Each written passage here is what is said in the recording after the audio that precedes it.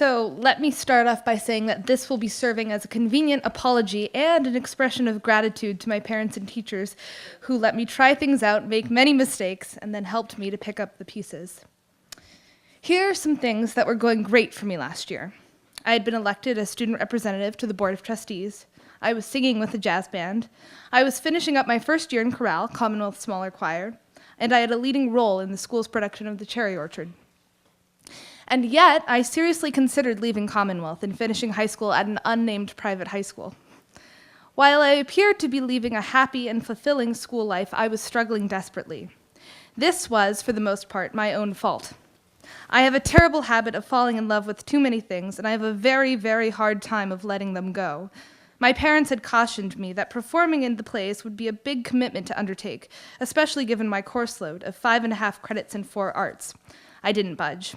I insisted that without acting in all of the plays, I would shrivel up and die like some deserted plant that hasn't been exposed to the sun.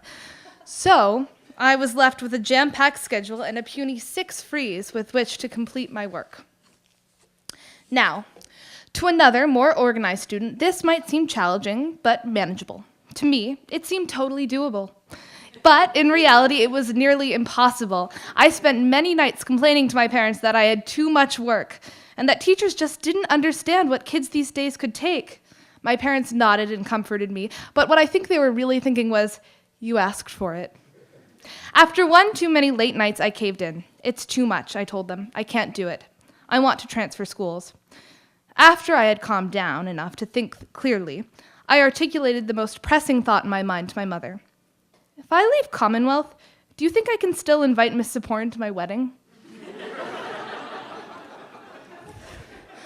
Obviously, I didn't leave Commonwealth. You may think that I'm a crazy person for thinking so far in advance, but the point I'm trying to make is that Commonwealth fosters friendships and mentorships that last, or I hope they do. Miss Saporn isn't here, but she should know that she has an open invitation to my wedding. Last year, I was a bit daunted by English 11.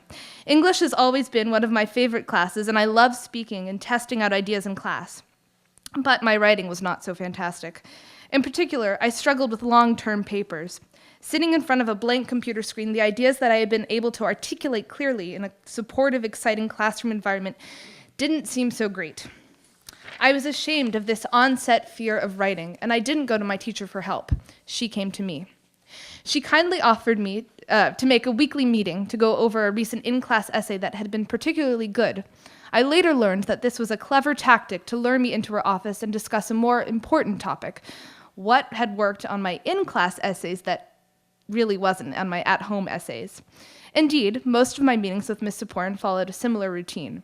First, I would express my anxiety over an upcoming paper. She would address and promptly quell that anxiety by having me look at the passages assigned and meticulously answer each one of the questions posed in her essay question. Next, newly assured of my ability to analyze a passage, I would express my love for Shakespeare or Joyce, and how the other day in class, so-and-so's remark reminded me of a passage we had read last week. This part of the meeting was effectively an extension of class discussion. Then, she might ask me about another class where I had a big project or a paper coming up, and we would discuss how to best approach both big assignments. Finally, she'd ask about a play I was working on or interested in. We both had watched the PBS series Shakespeare Uncovered, so we talked about that and the parallels between analyzing a script as an actor and close reading a text as a Commonwealth English student. When I began researching colleges, I was attracted to schools that ranked high on lists, or had what I considered credible statistics. The last and most important requirement was a beautiful campus. Yes, the schools I visited did have lovely Gothic architecture, and their students consistently achieved test scores in the highest percentiles, but I was shocked when I visited to find that at many of these schools, the students did not share the same joy in learning that I felt. In one English class, I found myself seated behind a student in a large lecture hall playing 2048. Yes, I love 2048 too. But the teacher's discussion of Keats was much more interesting. The visit to the English class and others helped me to reevaluate what I wanted in the college experience. Inevitably, I looked back on my time at Commonwealth in the process. Teachers like Miss Saporn have left the most indelible mark. Their love for their subjects, and I think most importantly for teaching and sharing this material with their students, is infectious. Miss Brewster can attest that I spent many an advisor meeting relaying my college visit stories, all of them bracketed with the conviction that I'll never find a place like Commonwealth. I wanted to find professors who shared that same passion that I found in my teachers at Commonwealth. I also knew that I needed to find a place small enough that would enable students to foster such intellectual friendships. Fortunately, I did find that. Next year, I'm headed to Smith, a college that I had poo-pooed for a long time. I was wary of the all-women's thing and of their small theater department. However, I'm happy to report that a single professor in the theater department is the reason I chose Smith.